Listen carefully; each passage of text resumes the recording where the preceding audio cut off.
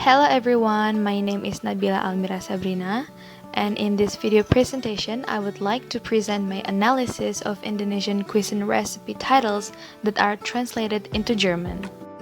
This study analyzes the translations of 6 recipe titles in the chicken category from Indonesian into German in Sajian dari Kedai Hamburg Retno's Indonesische Köstlichkeiten, a bilingual cookbook written by Retno Gumlar.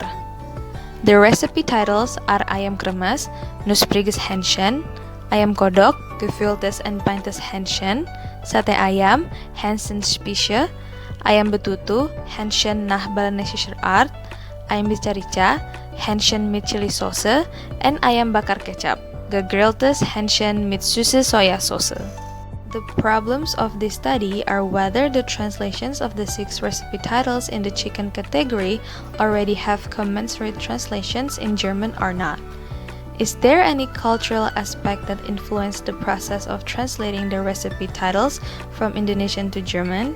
If so, what cultural translation techniques do the translators use in the process of translating those recipe titles? This research is a literature study using qualitative research method. To answer the problem stated before, the theory used in the study is lexical equivalence when concepts are shared and unknown, explained by Larson. In lexical equivalence when concepts are shared theory, Larson divided in 4 categories. 1. Descriptive phrases.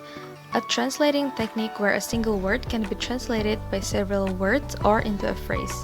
Larson thought that even though the form changed, the meaning must still be conveyed correctly. 2. Using related words as equivalent, such as synonym, antonym, and negating antonym. Synonym is a form of language which meaning is similar to or the same as the form in another language. Antonym is the opposite and contrast word in a particular passage. In the translation of the lexical equivalent, there is another form of antonym, which is the addition of a negation to an antonym. 3. Generic specific words. There are 3 problems in using this technique. First, the source language text may use a generic term, but the receptor language may only have a more specific term in that semantic area. 2. The source language uses a specific term, but the receptor language only has a generic word available in that semantic area. 3. The receptor language word used in the translation is intended to be understood in a generic sense, but is interpreted by the receptor language speakers in a specific sense. According to Larson, translation using generic specific technique is an important skill for a translator to have so that the translation has the appropriate context. 4. Secondary and figurative senses. Secondary senses is the meaning of a word that is related in its context. That means a word has several meanings in different contexts. To understand the secondary meaning, we must understand the primary meaning of the word. Primary meaning is the meaning that appears in our mind when spoken without the accompanying context. The figurative meaning is the meaning associated with the primary meaning. The figurative meaning can take several forms such as idioms, euphemism, and hyperbole. Lexical equivalence when concepts are unknown has 2 principles. First, the form to which a word refers can be substituted, omitted, parsed, and adjusted. 2. The function to which a word refers can be made explicit.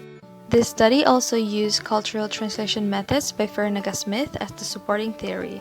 Smith divided cultural translation methods into 4. First, equivalent term. The translation technique of a word in the source language by looking for a word that has an equivalent meaning to the word in the target language. 2. Addition and subtraction. The translator can add an additional information so that readers in the target language can fully understand the translated text. Translators can add information by adding footnotes or directly adding them to the translated text. In addition, the translator can also remove elements that are not needed by the readers. 3. No translations. Foreign elements such as geographic names are left without any additional information or translations. 4. Omission. A method where omitting a word when the element in the word has no function and relevance to the text in question. Next is analysis. Sate ayam or Hähnchenspieße. Sate ayam is a dish consisting of small pieces of meat grilled on a stick and served with peanut sauce. Spieß means an einem Ende spitzer Stab aus Metal, auf den Fleisch zum Braten und Wenden. Über offenen Feuer aufgespießt wird. Metal rod pointed at one end, skewered into meat, then cooked over an open fire. Hähnchen means chicken. In source language, satay has the same meaning as Spieß. Satay is the formal form of satay. In source language, satay means skewered and grilled small pieces of meat. Thus, in source language, Hähnchenspieß means skewered sliced chicken with a pointed stick and grilled. Based on Larson's theory, this translation used synonym technique. The word satay and spieß has the same meaning. Therefore, Hähnchenspieße is the closest synonym to sate ayam. The translator also used Smith cultural translation technique, which is equivalent term. Hähnchenspieße and sate ayam has similar meaning and cooking method. Thus, the phrase Hähnchenspieße as translation of sate ayam is commensurate. Ayam betutu is the most famous dish from Bali. In Balinese, the word betutu is a combination of be and tunu. Be means meat and tunu means grilled. Thus, in Balinese, betutu means grilled meat. This translation used Larson's descriptive phrases technique. The phrase nach Balinese art means the Balinese way. The phrase Hähnchen nach Balinese art emphasizes that the chicken dish is made specifically in a Balinese style. This too indicates that there is no other type of cuisine similar to ayam betutu in the target language country. This translation also used Smith's addition and omission techniques. The phrase nach Balinese art is an additional information that indicates ayam betutu originates from Bali. Then, the omission technique can be seen when the translator completely omitted the word betutu.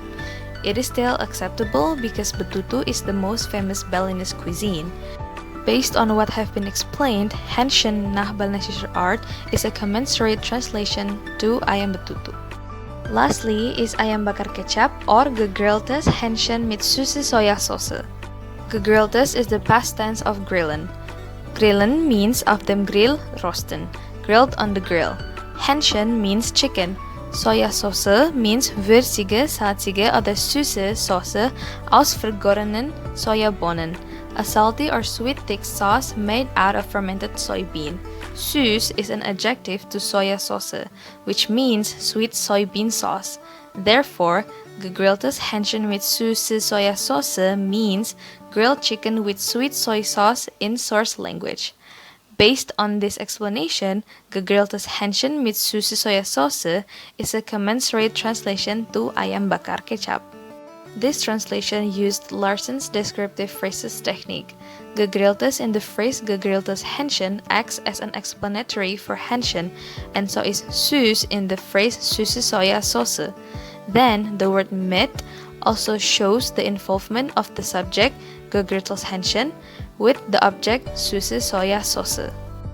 From the data analysis that has been done, the result obtained that the descriptive phrases technique by Larson is used the most in the translations of the recipe titles in the chicken category, whereas the cultural translation methods used are addition and equivalent term.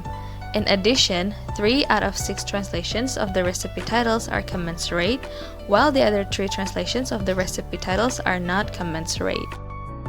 Thank you for your attention. Have a nice day.